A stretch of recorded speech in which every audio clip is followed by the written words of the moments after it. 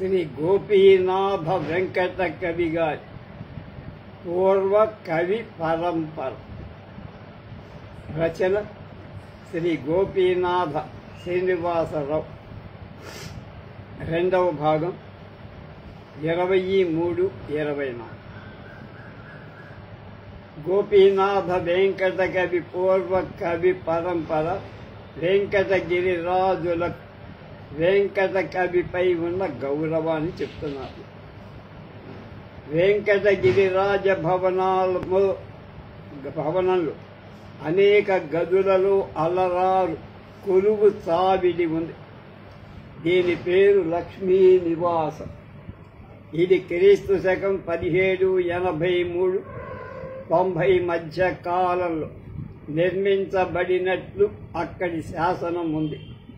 ఆ గదులలో ఒక గది నిత్య పూజ కొరకు ప్రత్యేకించబడి పూజా సమయంలో తప్ప మిగతా వేళల ఆ గది మూయబడి ఉంది. అంత ప్రత్యేకం. ప్రతిరోజు రాజపురోహితుడు రాణి వారి నుండి తాళాలను తెచ్చి గది తెరచి పూజాధికారులు నిర్వర్తి తిరిగి ఇంటికి వెళ్తారు. అప్పటి రాజపురోహితుడి పేరు ఓగోటి గోపాలయ్య. ఓగేటేమో బహుశా గోగోటి. ఈ నిత్య ధూప నైవేద్యాలు 13/8/1959 తేదీ నుండి అవిచ్ఛిన్నంగా జరుగుతూనే ఉంది. ఆ రోజు పరమ పవిత్రమై ఆనాడే గోపీనాథ వెంకట కవి రచించిన శ్రీమద్ రామాయణ వ్రాత ప్రతి వెంకటగిరి ఆస్థాన సంస్థానంలో దాఖలు చేయబడి అలాంటి భక్తి విశ్వాసాలతో ఆరాధింపబడే ఆ గదిలో ఏం విశేషాలుంటాయో చూడాలి అనిపించటం మనకు మానవ సహజం. 5/1/1992 తేదీ నాడు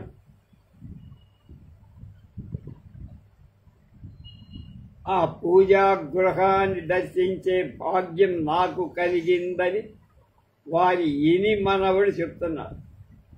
ఆ భాగ్యాన్ని కలిగించిన వారు సర్వజ్ఞ కుమార యాచేంద్ర పరంపరలోని మదన గోపాల్ శ్రీ సాయికృష్ణ యాచేంద్ర గారు. వారి 5వ తరం వారు వెంకటగిరిరాజు. తలుపు తెరవగానే మనస్సుకు హత్తుకునేటట్లుగా కళ్లకు కనపడిన దృశ్యమేమిటి? కృష్ణ భగవానుడి గీతోపదేశం, విశ్వరూప సందర్శం, ధనం, గోవర్ధన గిరిధారణ, రాసలీల మొదలైన పటాలతో చిత్రముద్రితాలైన తెరలతో గోడలు కప్పబడి ఉన్నాయి. పుట్టపర్తి సాయిబాబా వారి చిత్రం, సర్వజ్ఞ కుమార యాచేంద్రుడి చిత్రం కూడా ఆ గదిలో ఉంది. గది ఈశాన్యపు దిక్కున దేవుడి ప్రతిమలు, చిత్రపటాలు. గోపీనాథ వెంకట కవి పూర్వ కవి పరంపర. గది మధ్యలో పైకప్పు కుక్కానికి తగిలింపబడిన గొలుసునకు కట్టిన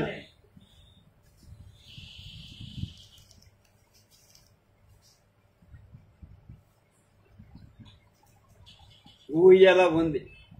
ఆ ఊయల్లో గోపీనాథం వెంకట కవీంద్రుల స్వహస్త లిఖితమైన శ్రీమద్ రామాయణ, శ్రీ భగవద్గీతల వ్రాత ప్రతులు, శ్రీకృష్ణ జన్మఖండపు వ్రాతపతి ప్రతి మరికొన్ని ప్రతులను ఆ ఊయలలో భద్రపరచబడింది.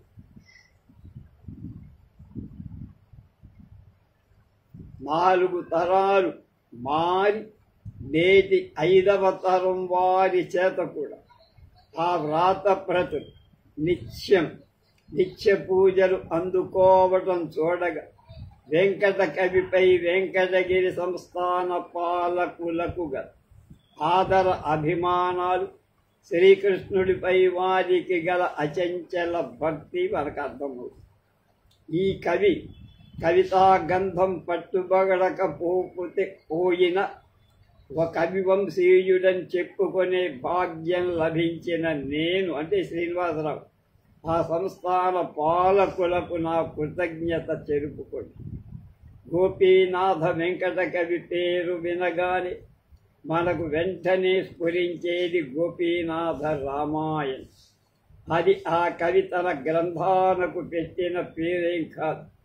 ఆ కావ్యం కవి జీవిత కాలంలో 1887 శ్రీమద్ రామాయణం అనే పేరుతోనే ప్రచురితమై కవి పరమపదించిన 2 ఏళ్ల వెంకటగిరి రాజులచే మలిముద్రణం 1894లో పొందినప్పుడు శ్రీమద్ రామాయణంగానే ప్రచురితమై 1916లో వావిళ్ళవారు ప్రచురణ చేపట్టినప్పుడు గోపీనాథ రామాయణం అనే పేరుతో దీన్ని ముద్రించి వెంకటగిరి రాజుకు కొన్ని ప్రతులు ఇచ్చి అందులో మొదటి 2 ప్రచురణల ఉపోద్ఘాతమే గోపీనాథుడు అనగా శ్రీకృష్ణుడు.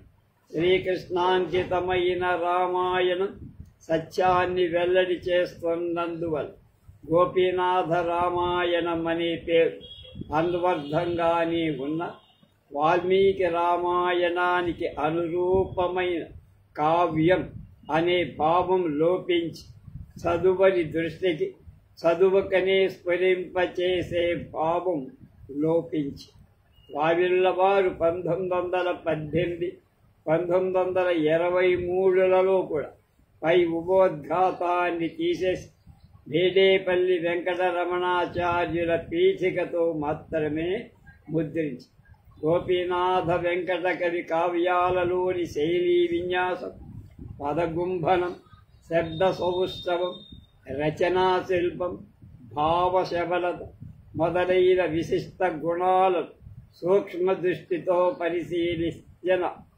కోతన తిక్కన నన్నయలతో ఈ కవికి గల అవినాభావ సంబంధమే కాక అనంత శక్తి సంపన్నమైన కాలం ఒక మహా వ్యక్తిని సృజించి పునర్జన్మల ద్వారా ఒక మహాకార్య నిర్వహణానికి దోహదం చేస్తోంది అనే సత్యం కూడా భావ అంబరంపై మెరుగు తీగలాగా స్ఫురించి గోపీనాథ వెంకట కవి ప్రాచీన మహాకవుల కోవకు చెందిన వారిలో చివరివాడు అనే విమర్శకుల అభిప్రాయం. అంటే అంత గొప్ప కవిత్వం తర్వాత ఎవరు రాయరు. కడపటి వారిలో ముందరి కవుల ఛాయ పోకడలు ప్రతిబింబించడం సామాన్య ధర్మం. అయినా గోపీనాథ వెంకట కవి విషయంలో కొన్ని ప్రత్యేకతలున్నాయి. అవి ఏమిటి? ఒకటి, భారత భాగవత రామాయణాలు విభిన్న రచనా సరళులను ప్రతిబింబిస్తున్న పూలదండలు దారంలాగా వాటిలో ఏకసూత్రత కలపడం. ఒక సమయంలో కవిగా అవతరించిన మహామనీషి తన జీవిత కాలంలో సిద్ధింపచేసుకొనలేని మనోవాంఛితాలను తీర్చుకోవటానికి పునర్జన్మ ఎత్తాడని తన జీవిత ఆశయాన్ని పరిపూర్తి చేసుకొనే వరకు ముముక్షువుగా కొనసాగుతూ చివరి జన్మలో జన్మరాహిత్యం పొందుతాడని మన సనాతన ధర్మం ప్రబోధిస్తుంది. కనుక అలాంటి లక్ష్యాలను తెలుపు జన్మ పరంపరలు ఉత్తరోత్తర అభివృద్ధి సాధించిన విషయాన్ని పై కవుల పీఠిక నుండి తెలుసుకోగలగటం ఒక విశేషం. 3, శిరీష ప్రసూన పేశలమైన నన్నయ్య కవితాశ్రవంతి సౌగంధిక పుష్ప సౌరభ్య సంవాసితమైన తిక్కన రసవాహిని పారిజాత సుమసుగంధ మాధుర్యం వహించి పోతన కవితా సుధారసధార వెంకట కవి కమనీయ కవితలు త్రివేణి సంగమంగా భాషించింది అని వారి రచనలు తులనాత్మక పరిశీలన చేస్తే మనకి అర్థమవుతుంది. 4, నన్నయ్య తిక్కన పోతన వెంకట కవుల జీవిత విశేషాలు వారి కావ్యాలలోని ప్రార్థనా పద్యాలు, కవితా సంపద, స్వప్న వృత్తాంతాలు, షష్ఠియంతాలు, ఆశ్వాసారంభ, ఆశ్వాస అంతపద్యాలు మొదలైన విన్ని విషయాలను సమన్వయ దృష్టితో సమీక్షిస్తే బహుముఖమూల వ్యక్తమైన ఏకత్వ లక్ష్య సిద్ధి కనిపిస్తుంది. పైన సూత్రంగా సూచించిన విషయానికి కూలంకషంగా పరిశీలించటమే నేను చేసిన ఈ రచన యొక్క ధ్యేయం అంటున్నారు శ్రీనివాసరావు. తెలుగు కవులలో వెంకట కవి స్థానం.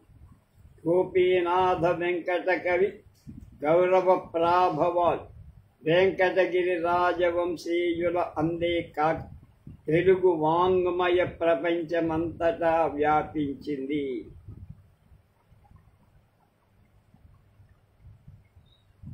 తెలంగాణలోని ఆత్మకూరు సంస్థానపు రాజు తిరుపతి వెంకట కవులను శ్రీనివాస విలాసం తెలుగు చేయమని 1897లో కోరగా వెంటనే భారతమ్ము తెలుగున వరప రాజనరేంద్ర నృపతి నన్నయ్య కవికి ఇచ్చినట్లు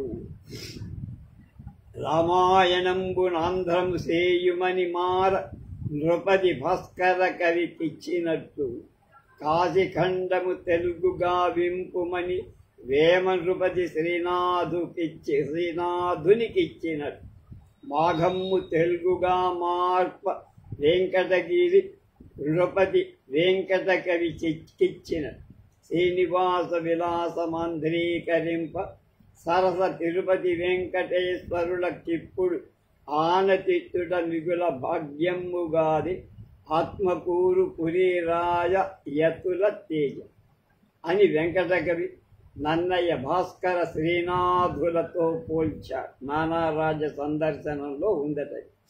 వావి కొలను సుబ్బారావు గారు వాసుదాస కవి లేదా ఆంధ్ర వాల్మీకి శ్రీమద్ వాల్మీకి రామాయణ 1900 సంవత్సరంలో తెలిగిస్తూ అయ్యలరాజు రామభద్రుడు తిక్కన తిమ్మన మొల్ల భాస్కరుడు కంకంటి పాపరాజు రంగనాథులందరూ ఒక చిన్న కంద పద్యంలో ప్రస్తుతించి గోపీనాథ వెంకట కవిని మాత్రం ఒక శార్దూల పద్యంలో ప్రశంసించాడు. ఆనాటి పండితులకు కవులకు వెంకట కవి పట్ల ఉన్న గౌరవాన్ని అది ప్రతిబింబిస్తుంది. ఆ పద్యాలు చూద్దాం. రామాభ్యుదయ కవీంద్రుని ధీమతుల తిక్కనార్యుదిమ్మన మొల్లాంబామణి భాస్కరుంబాపన రామ కవుల రంగనాథు ప్రణుతి యొనత శ్రీరామాయణ పూర్వభాగము రచించన్ భక్తి నాంధ్రంబుగా ధీరుండార్య జనస్తవార్హుడు పృథ్వీదేవతా శ్రేష్ఠుడు గుర్వీరామాత్మ భవేశ భక్తుడగు గోపీనాథ వెంకార్యుడు ఆ సూర్యుని కూర్చి నమస్కరించదన్ సత్సూక్తిం ప్రశంసించు ఆంధ్ర వాల్మీకి రామాయణ పీఠికలో 16-17 పద్యాలు వాసుదాస కవి గారు రాశారు. ఈ సందర్భంగా అభినవ కవి తిక్కర శ్రీ దుర్భా సుబ్రహ్మణ్య శర్మ గారి క్రింది వాక్యాలు చిరస్మరణీయం.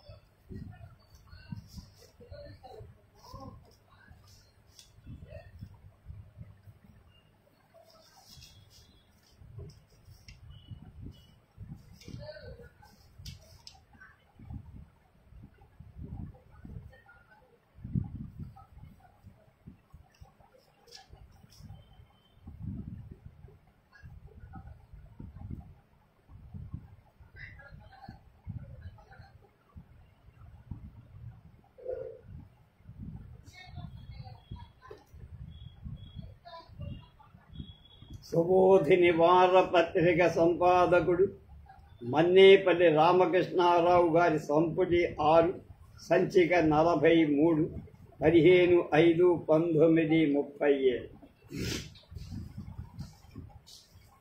మన మండలం మహాకవులకు జన్మభూమి. కవిత్రయంలో ఇద్దరు మనకు మండలం వారు. భారతం దొరకొన్నవారు రాజమహేంద్రం వారే అయిన కార్యభారమంతా నెల్లూరి వారే నిర్వహించవలసి వచ్చి ఉండటం సర్వజన విదితం. ఎర్రన తిక్కనల వెనుక మన మండలంలో పెక్కురు కవులు ఆవిర్భవించిన తిక్కనాదులలాగా మహాకావ్య నిర్మాణ దీక్షాదక్షుడైన వాడు నేటి వర్ధంతి పురుషుడు గోపీనాథ వెంకట కవియే. రసభావ బంధురంగా ఉత్తర హరివంశం రాసి సర్వజ్ఞుడని పేరు పొందిన నాచన సోముడు కాని, తిక్కన కంటే జన మనోహరంగా ఉత్తర రామ కథ రచించిన కంకంటి పాపరాజు కాని, అమృత కల్పంగా విక్రమార్క చరిత్రం రాసిన జక్కన కాని, ఓజకాంతి గుణోపేతంగా సమీర కుమార విజయాన్ని దేర్చిన పుష్పగిరి తిమ్మన కాని, మృదు మధుర శైలి విష్ణు పురాణం తెలిగించిన వెన్నెల కంటి సూర్యనార్యుడు కాని, దశావతార చరిత్ర నిర్మాత ధరణి దేవుల రామయ్య మంత్రి కాని, యాదవ రాఘవ పాండవీయ కృతికర్త నెల్లూరి వీర రాఘవ కవిగా, వాణి నారాణి అన్న పిల్లల మర్రి పినవీరభద్ర కవి కాని, మన మండలంలోని ఇతర కవులెవ్వరు గోపీనాథుని వెంకట కవిల ఒక మహాగ్రంథ గ్రంథ రచన చెయ్యలేదు. భాస్కరుని కవిత పారతంత్ర్యం ఎరగదు. గోపీనాథుని వాణి స్వతంత్ర పరతంత్రాలను రెండిటిని అనుభవించగల నేత. ఈ కవి తన కవితా రమణీయానికి శబ్ద సౌష్ఠవం పైననే ఆరాధపడలేదు. అర్థం అందే దృక్కు నిమర్చలేదు. అర్థం మీద మాత్రమే దృష్టి పెట్టలేదు. కంకంటి పాపరాజు మొదలైన వారిల అనర్గళ వేగంతో కవలం అల్లగల దక్షత కల. ఏ ముహూర్తంలో యోగి నుండి ఉపదేశం పొందాడు. ఈతని రసనాగ్రం మీద భారతి నర్తించింది అనటంలో సందేహం లేదు. నాలుకమే ఈ కవి ధారాశుద్ధి, ఓజస్సు, ఔచిత్యాలను పాటించటం నన్నజ తిక్కన పోతనలకు దీతయినది. ఈ కవి కావ్యాలను ఇతర రచనలు నిశితంగా అనుసంధానిస్తే పై మూర్తి త్రయమే పరంపరాగతంగా అవతరించి త్రివేణి సంగమంలాగా వెంకట కవి మీద లీనమైనారేమో అని నా అల్పమతికి తోస్తుంది. అనువాద విషయంలో మూలాన్ని జాగ్రత్తగా అనుసరించినదైన రచనం కుంటుపడవు. శరత్ నది వలె ప్రసన్న మధురంగా చివరి దాకా నడిచింది. తెలుగు శబ్దాలపై ఈ కవి మక్కువ ఎక్కువ అయిన మూలంపై ఆధారం కాబోలు చాలా వరకు అతని శబ్దం చేత తత్సమారు చేసి రచన సాగించి అనుప్రాసాది శబ్దాలంకారాలను మితంగా ఆదరించారు. కాండాంతంలో బంధ కవిత్వం చేశారు. ఇతిహాసంలో ప్రధానమైన నిష్ఠ శ్రీమద్ రామాయణంలో లాగానే ఇందులో కూడా సంపూర్ణంగా అనుసరించటమే ఈ గ్రంథ ప్రశస్తికి కాదు. మూలంలోని కవితా మాధుర్యం అందించగలగటమే కాదు కీర్తికి జయపత. ఆర్ష కవితా గుణాలకు సంయమన శక్తి అకృత్రిమత ఇందులో ఉపాసించబడి రచన ద్రాక్షాపానకం అనేది ఆంధ్ర భాషా సమితి విజ్ఞాన సర్వస్వంలో గోపీనాథ రామాయణ పరిచయం.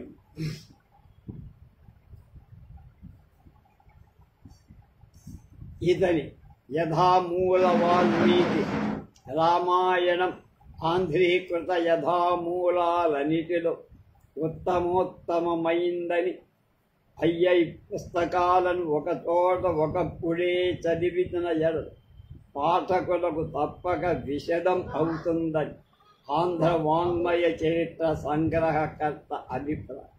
మాఘే మేఘే గతం వయ అని సుప్రసిద్ధ కావ్య వ్యాఖ్యాన చక్రవర్తి మల్లినాథుడు అన్నాడని ఒక వదన.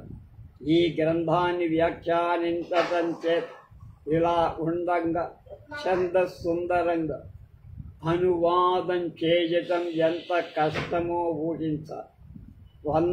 పంచకావ్యాలలో ఒకటి అయిన మాఘం ఇతడు తెనిగించిన విధం శ్రీనాథుడు తలయూచాల్సిందే. శ్రీనాథుడైన శైలి విద్వత్సంస్తవనీయ కవితావేశాన్ని మొరయించుతూ సలలిత పద ప్రయోగ నైపుణ్యాన్ని చూపిస్తూ చదవగా ఇంపులు పుట్టిస్తారు.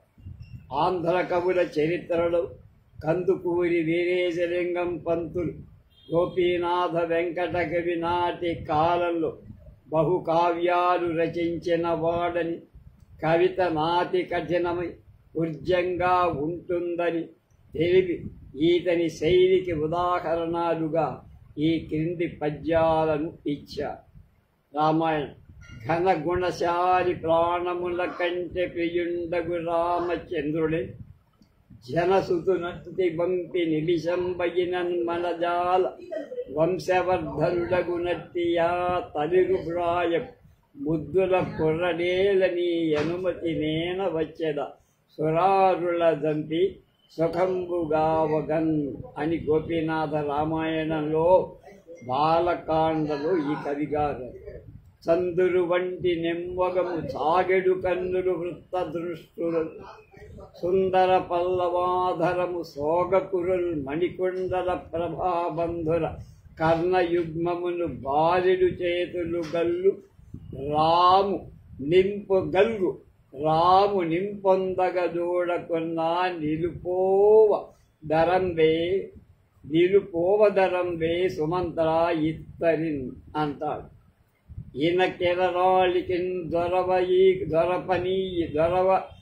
దొరవయీక సదాగతి రాకకైన బంధన పడ కద్ది కైసైకదము జల్లిన రాలగ నీక దట్టమై ధనుజ విముక్త కాండముల దట్టుడు దిక్కుల రమకాండములు సునిశిత భంగి నిండుటై సురల్ వెరగందిరయ్యడన్ అన్న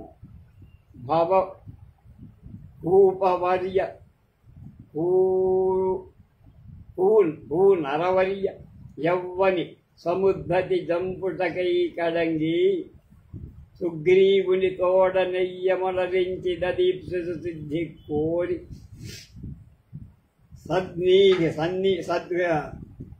అన్వీధిని జంపి నన్ను ఈ విధి చంపి అట్టి ధనుయేంద్రుని రావణు గీలగించి నీ దేవిని నిందుకాదచినను తెచ్చి యొసంగనే ఒక్క వ్రేల్మిడిన్ కిష్కిందాకాండ. ఓరి దురాత్మ ఇందు బుధురుండరు యుండిన నీవు వారలం చేరవు సాధువాక్యములు చేకనొల్లవు శిక్షలేమి కాచార విజీనమై సకల సజ్జన గర్హితమయ్యే నీ మతంబు ఆరయనీ కతంబున నిశాట కులంబు చెడున్ నిజంబుగన్ ఉరియున్ రావణి సాయకంబు ధనుర్మౌర్విందగంగుచ్ ప్రల్గరులాడ తెగవింద తీసి నెసవృక్షం వచ్చి పోనేసిన గురుబాణక్షత జాత రక్త కలితాంగుండై సుమిత్రాసుతుండు అరయన్ పొల్చే విధూమ వగ్నిగతి పుష్పాఢ్యద్రుమ ప్రక్రియన్. శ్రీకృష్ణ జన్మఖండంలోంచి ఇప్పుడు చెప్తున్నారు పద్యాలు.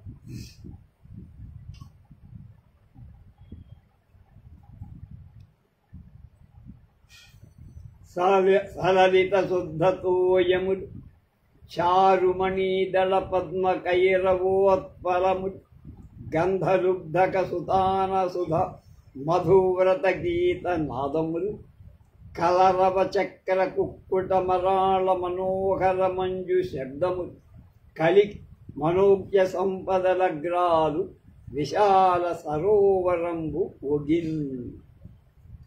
కృష్ణ జన్మ ఖండంలో 3వ ఆశ్వ పరిత్రింపంగడు దుర్లభం భవనిలో ప్రాణేశ కాంతామణి పురుష ప్రేమ గుణాతిరిక్త సురిశంబు పూత చారిత్రయున్ స్మరసారజ్ఞ సాధ్యుయున్ రసికయున్ చాతుర్య సంయుక్తయౌ తరుణీ రత్నమిరుంగు సత్పురుషుడున్ తజ్జంబు చింతింపగ. శిశుపాల వధ మాఘకావ్యం. సామర్శంబు నబారులేని బలమంజంబు అన్వీధి నీతి విద్యా మర్యాద నిరి ఓవు బలమంజం విత్తులీ రెండిటి నేనున్ బేర్పడ భూలి తేజములకున్ చీకట్లకున్ పులె బల్ సామానాధికరంజమిట్లు గలుగున్ చర్చింప లోకంబునన్. అలగు ధనుష్ప్రభావము గుణాతి మహత్వము ముష్టి శక్తియు ఇలయు దిగంతముల్ గగన మీరుతునున్నవో ఏమి చిత్రమో తెలియగరాదు. శౌరి సముదీర్ణ శరంబులు చిత్తజల్లు లలువడ ఒక్క రీతి గురియం దొడగన్ ధ్వనిపూర్వకంబుగన్. భగవద్గీత. మెండుగ సృష్టికాలమున బిందక పారులది ప్రవాహము నిండి చెలింపకున్న అలవి నీరిది చేరిన మాట యవ్వనిన్ దండిగ సర్వకామములు తప్పక చేరు. అతండు శాంతుడై ఉండు సకాముడైన నరుడున్నడు శాంతిని పాండునందన. 59వ శ్లోకం. పద్యం. అలయక యోగులీతని ప్రయత్నము సేయుచు ఆత్మయన్ నిశ్చలముగనున్న వానిక నిజంబు నెరుంగుదురజ్ఞులైన నిశ్చలమతిహీనులొక్కముకి జాల ప్రయత్నము చేసిన సముజ్వరుడగు ఈశ్వరున్ తెలియజాలరు భారతము నిక్కము ఇంతయున్. వెంకటకవి జీవిత కాలంలో జీవించినటువంటి కందుకూరి వారు తమ కవుల చరిత్రలో ఇన్ని పద్యాలు ఉదహరించటం చేత వారిపై గల ప్రియత్వాన్ని తెలియచేస్తారు. జనప్రియ రామాయణాన్ని రచించిన పుట్టపర్తి నారాయణాచార్యుల వారు తమ రామాయణ రచన వెంకటకవి ప్రారంభించటమే కాగా మాఘుడు గోపీనాథ వెంకట కవి అనే వ్యాసంలో గోపీనాథులు చాలా ప్రసిద్ధులైన విద్వత్ కవులు. శాస్త్ర పాండిత్యంతో పక్వమైంది వారి సాహిత్యం. అలాగే ప్రాచీన మహాకవుల కోవకు చెందిన వీరు కడపటి వారు అని ముగించి ఆ రచనలో వెంకటకవి శైలి సాధారణంగా ఇలా ఉంటుందని పద్యం చెప్పారు. రాగవిభ్యంబుల కాంతుపై ప్రియకు సాంద్ర ప్రక్రియంతొల్లి ఏ రాగంబుద్భవమై పై ఉదంతరమునన్ ప్రచ్ఛన్నమై ఆ రాగంబప్పుడు మద్యపాన సుధ సంరభోద్ధితంపై రహిన్ బాగొప్పన్ ఉద్గమించే రయముప్పన్ నేత్ర మార్గంబులన్. ఈ విధంగా దృఢపరుస్తుండగా నెడలవోలు వెంకట్రావు గారు ఆంధ్ర కవితా ప్రపంచంలో ఉత్పథంలో విహరించే కవి అని ప్రాచీన సాంప్రదాయ సిద్ధమైన కవిత్వ రచన వెంకట కవితో ఆశ్వాసాంతమైందని విమర్శకులు ముక్త కంఠంతో నృతించారు. దీనికి మగుటాయమానంగా కందుకూరి వారు ఆంధ్ర కవుల చరిత్ర వెంకటకవి చరిత్రలో భారతవాక్యం భారతవాక్యం. గోపీనాథ వెంకట కవి గతించిన 5 ఏళ్లలోనే తిరుపతి వెంకటేశ్వరుల వంటి మహాకవులు వారిని ప్రాచీనుడైన నన్నయ భాస్కర శ్రీనాథుల సమాన స్కంధుడని స్పష్టం చేసి ఇదంతా నవీన యుగంలో ప్రాచీన కవితా ప్రతిభా సంపత్తి సంప్రదాయం నిలిపిన వారు వెంకట కవి గారు కడపటి వారు అని నిర్వివాదంగా నిరూపిస్తోందని శిశుపాల వధ మహాకావ్య పీఠికలో రాశారు.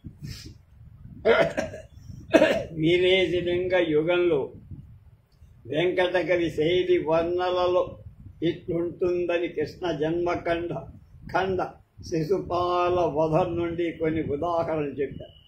చారు సుగంధి పత్ర విలసత్ కమలోత్పల కైరవాళియు భూరి సువర్ణ పత్ర కవిభూషిత చక్ర మరాళ పంక్తియు నారి రుహాంతరస్థ మధుపాన మధుత్కట భృంగరాజ శృంగార సుధాభవారియును గల్గి చలంగి సరస్సులు అచ్చట చిత్రతర ప్రసూన మధుసేవన రుద్ధ మనోజ్ఞ చంచరీ పత్కత్రములల్లవ పల్లవ గరసన కామపికాడి విషాదవల్లికాదాత్తరము కామినీ జన వితాన మనోగతమాన ధీరతా చైత్రము ముప్పే సుమపాయక కేలి రసైక పాత్రమై అతత దృంభమాన నిబిడార్భడి సైంజన్యము సెల్లుతుండగా భీతి యుకింతలేక అరిభీషణ బృంహితములు సడంగ విఖ్యాత నగాభవారణ చయంబు బృహత్కడిసీమ నుండి వానాతుల వర్షములందారాతుల వర్షమున్ కొరసి అద్రులొగిన్ సెలయేరులంబలెన్. ఈ శిశుపాల వధలు ద్రావియును మదిరాఖ్యమదంబు విడిచి ద్రావకుండియు వీక్షించి దాని సవత్ మత్తయేయుండే మరిలో చిత్త సుఖమే భూరి మదగేతు వగుతు నొప్పారు గాది శిశుపాల వధ. వెంకట కవి గారి రచనల గురించి ఇప్పుడు చెప్తాను. అలాంటి యశోధనుడైన వెంకట కవి గోపీనాథం వెంకట కవి శ్రీముఖ నామ సంవత్సరం 1813 కావలి తాలూకా ఇప్పుడు కలిగిరి మండలంలో లక్ష్మీపుర గ్రామంలో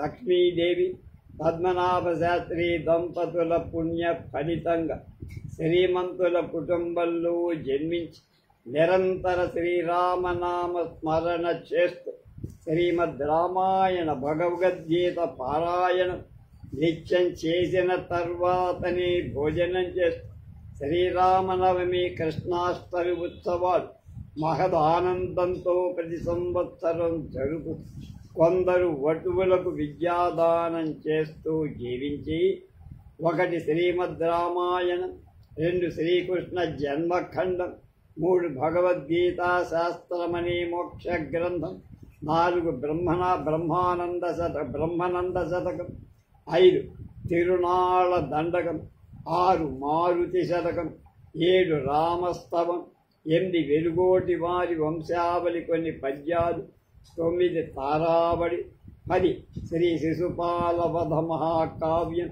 11 రాధికా పరిణయాన్ని రచించి శ్రీసూత సంహిత రచనను ప్రారంభించి పూర్తి కాక పూర్వమే 8/6/1892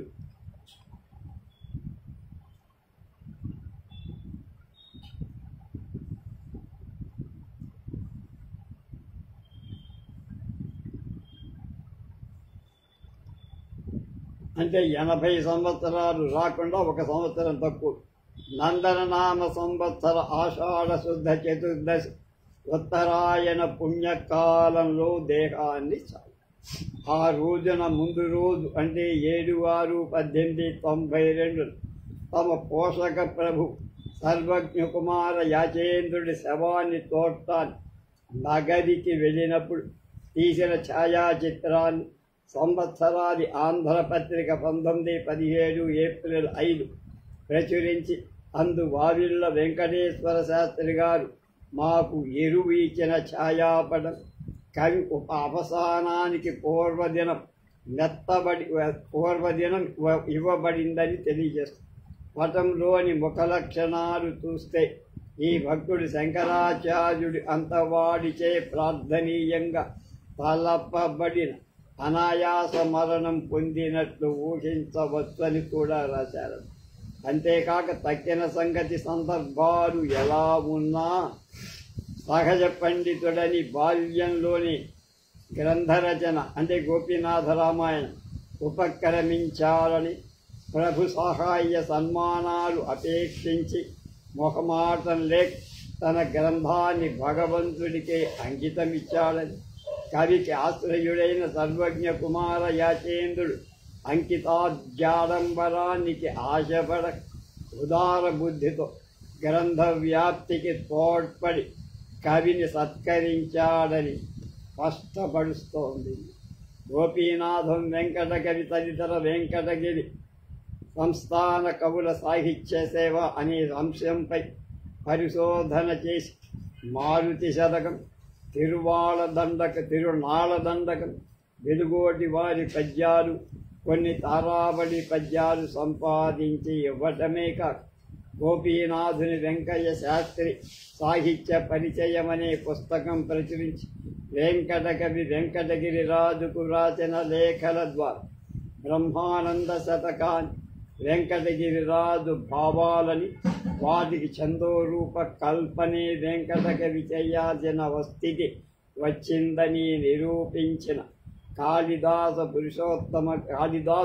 పురుషోత్తం గారికి కవివంశీయుడిగా నా కృతజ్ఞతలు ఎంది మూలంగా చెప్పుకుంటున్నాను అని ఈ శ్రీనివాసరావు గారు అంటారు. శతక రచనలోని అయిష్టత శతకం ముందరి 20 కృష్ణలీలల చేత గ్రహించవచ్చు. సత్కవిత్వ లక్షణ రసార్థ గౌరవ స్ఫురణ దరిప సత్కృతులు పూని రచించిన సత్కవిత్వంగా కవితా లక్షణాలు ఇలా చెప్పారాయన. చతురత మీర పాకములు, శయ్యలు, రీతులు, అలంకృత ధను, వితత రసంబులు మరియు వృత్తులు, దోషములు, గుణంబుడున్నతి పరికించి సత్కృతి జనర్చిన తత్కృతి లోకపూజ్యమై అతులిత భంగి వృద్ధిగను ఆ విధు నా విధు భాస్కరపారమై భువిన్.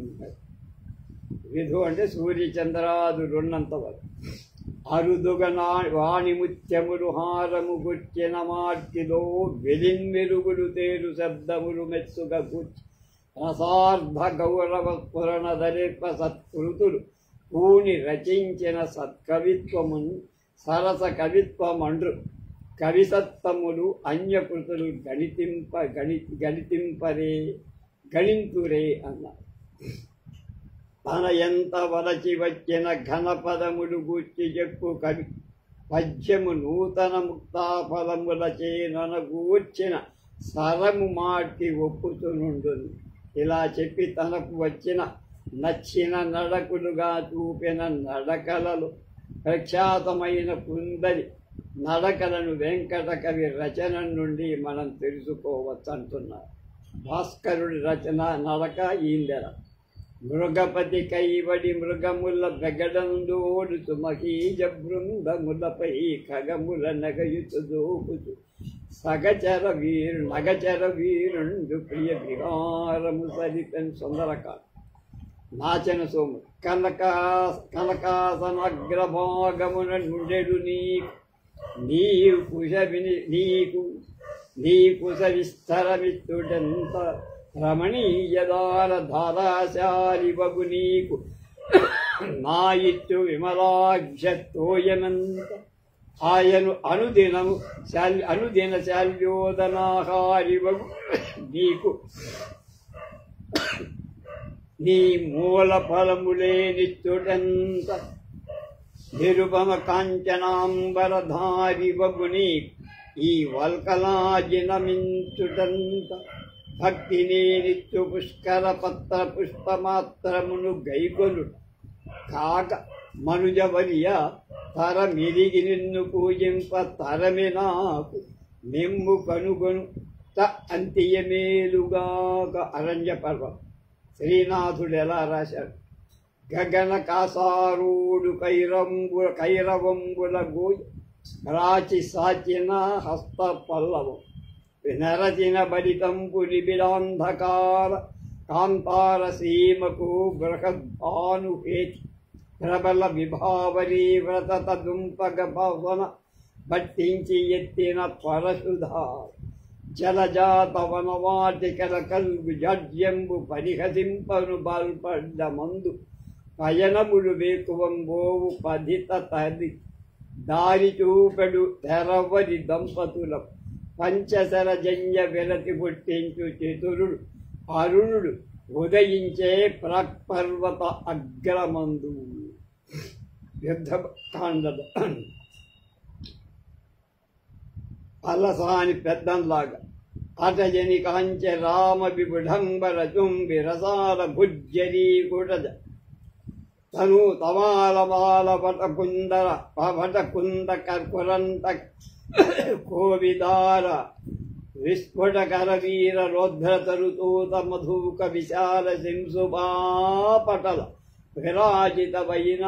విరాజితం వైన భాసుర వదానము భూరి దానము. అటజని కాంచె లాంటి పద్యంలో అటజని కాంచె రామ విబుఢంబర తుంబి రసాల భుజ్జరీ కుటజ తమాల తాళ వటకుంద కురంతక కూవిదార విస్ఫుటకర వీర రౌద్రతరుతూత మధుక విశాల శింసుపా పటల విరాజితం వైన భూసర దావము భూరిదానము. కృష్ణదేవరాయల శైలల అశ్రాంతంబును మ్రూయు సన్ముఖములం దాలించిన దట్టమయ్య శ్రాంతస్ఫుటయాజకోక్తవగు స్వాహానాదమస్త్రావయా స్తు స్రౌషన్నిధనంబు పెవ్రముగా వసూదీయతాం చ స్రౌతాదవమస్త్రవంబు కృపయా క్షంతవ్యమన్నాదము. బాలకాండుల ముక్కు తిమ్మన స్టైల్ రమణీ ముందు విభుండు నీకు వసుడై లాలించు ఈది నాడీవు గర్వమునం చేసిన ఎగ్గులన్నియుదా బల్మారు చింతించి వెనుక మదిందాచిన నీ సభత్రియగు అక్కౌశల్య రాముండు రాజ్యము పాలించుతూ ఉండినేని దినం సాధింపదే క్రమ్మరన్. అయోధ్యకాండ రామరాజభూషణుడి శైలి కలవరమై జతకోకిల కలరవమై ఆరవంబ కుంఠిత గతి వీనుల విందై అమృతపు సోలల పొందై పొరము నిండ సరుపుగా నదుపుగా చేసన్. బాలకాండలు చేమకూర వెంకట కవి స్టైల్ ఎక్కడ నల్కుడైన ధరలేక్షణ వస్తునటంతు చూసు నే ఎక్కువ ఎప్పుడైన మహీసుత వల్క నియాలకించునే దిక్కు తడుకుమన్న స్వదతీమణి మైజిగి గాదలంచులో నక్కజమైన మోహమున నా రఘురాముడు భ్రాంత చిత్తుడై. అరణ్యకాండ. ఆ తర్వాత పోతన వెంకట కవుల జీవిత సంఘటనలు తమాషా అయిన పోలికలు భేదాలు ఎలా ఉన్నాయో రేపు తెలుసుకుందాం సార్.